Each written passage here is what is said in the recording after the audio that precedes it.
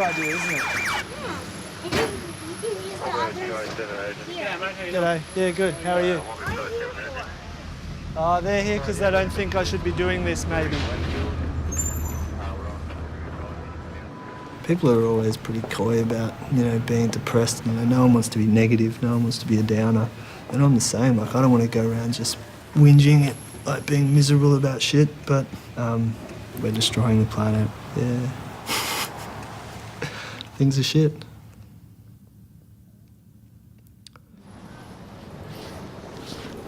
I don't want to get to old age and say, yeah, I knew things were wrong, but I went along with them and I didn't do anything because it seemed hopeless, because everybody believed that it was okay. Like,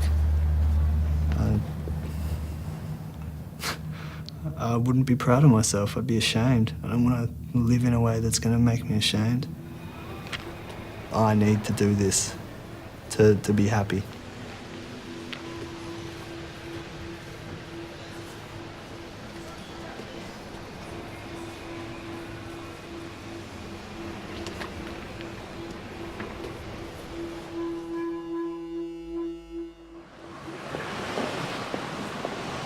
It's depressing to think about what's going to happen to you in the justice system and the reactions of people, but making this stand is more about my personal survival.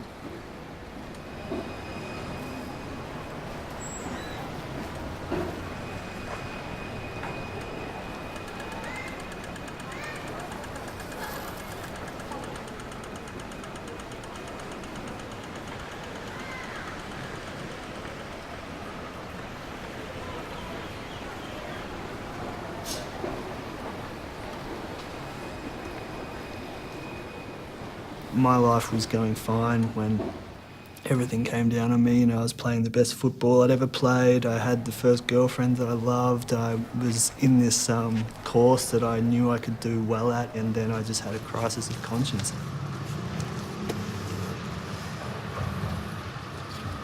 Yeah, I was pretty deeply depressed, drinking all the time, doing whatever drugs were around. Yeah, just desperate and scared. And yeah, the fact that I couldn't kill myself, couldn't do that to my family, made me search for ways that I could think that my life had some chance of achieving positive change. I knew what the consequences were going to be, that the law would come down on me, and then I thought about what my parents would say and what everyone else would say and how crazy it was. So put it on the back burner and tried to go back to uni, but I just couldn't. Yeah, I was just incredibly happy that I'd found a way that I could live and not hate myself.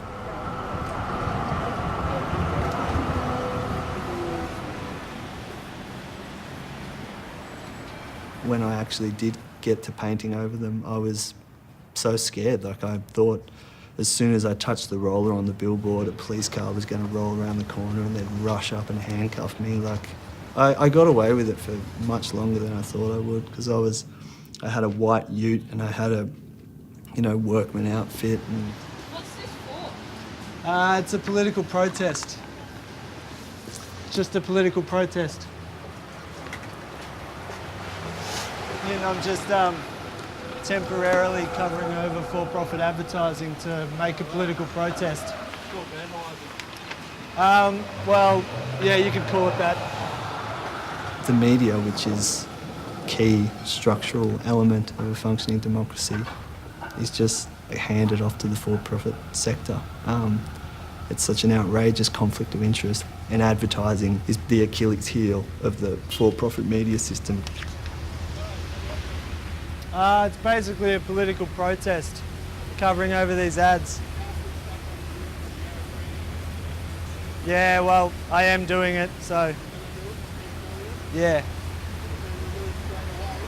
Okay. I was painting over one on Smith and Gertrude Street, and then the police rolled up. And they handcuffed me, put me in the divvy van and took me to the police station. I think I mentioned the reasons why I was doing it, said the word depression. They took me to the hospital, had me assessed by a psychiatrist to make sure I was fit to interview. That shook me up a little, and I thought, maybe, I don't know, maybe I'd read too much Orwell or something, but I thought I was going to be, shipped off to a crazy hospital and, reprogrammed or something. He was saying he has to stop me from doing what I'm doing because he has a duty of care to me, and if I do what I'm doing, the state is going to harm me. You're picking on a known bully. The bully's not going to understand you. It's not going to care about you. It's just going to smack you, so don't do it. I just said, well, what if you had a duty of care to everybody in the world? Like, what would you then say was appropriate for people to do in general? And he didn't want to think like that. Got on meds because my parents wanted me to get on meds. Antidepressants, then double antidepressants. So I was convinced it wouldn't make any difference. It didn't. The problem is in you and your thought patterns, not in the world. That's like classic psychology. They'll never accept it. Being unhappy and unable to live within this system is possibly not a problem with you, despite the fact that all the progress in history has come from people exactly like that. Every culture in the world has these people, and it doesn't matter what their cause is or, what pushed them to that point. It's just the underlying ethic that you shouldn't put up with things that you know to be wrong. The law has been constantly improved by people breaking the law and people not putting up with what power does.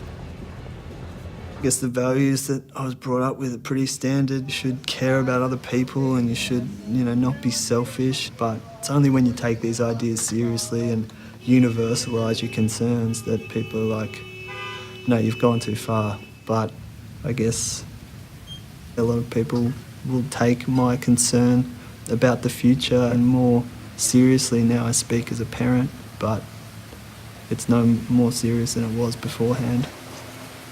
When my partner at the time was pregnant, I said, well, I'll be the best dad that I can, but, I have to keep doing this protest, so I might not be there all the time, and I'm still choosing what I think leaves me less guilty.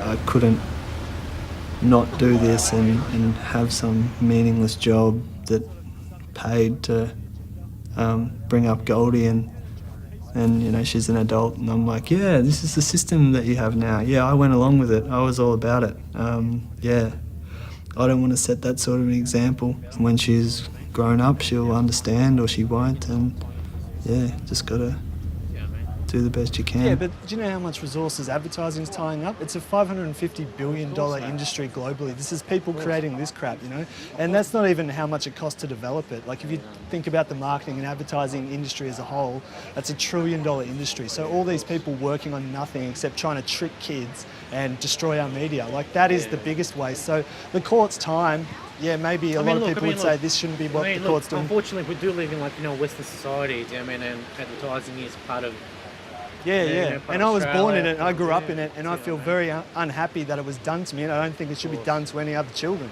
I've got a 2-year-old daughter. I don't want to grow up further watching her be influenced by this shit. It's just not right. We shouldn't be doing this to children, and we shouldn't be doing it to ourselves. It's our media. It's not for the public dissemination of neoliberal ideas. Yeah, thanks, mate. These are expressions, and they do trigger emotional responses in people, but they're not there to help people. Advertising is not imploring you to be a good person. It's just there to increase demand. It sort of sets up ideals of success that if you don't have a lot of money, you're a failure and you're not worthy of respect. And hopefully I won't have to speak to you again, all right? Yeah, you might not be on shift, but, I'll be out. It's just a really bad thing to be aiming at.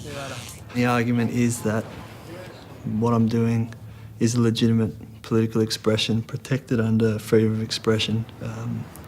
I represented myself in the Supreme Court and in the Magistrates Court, the County Court. I don't know the formalities, which makes me feel a bit awkward, but when it comes down to actually speaking my arguments and making myself understood, I'm okay with it. I'll run this argument. If it just goes to show that the Human Rights Charter means nothing, then fine, good.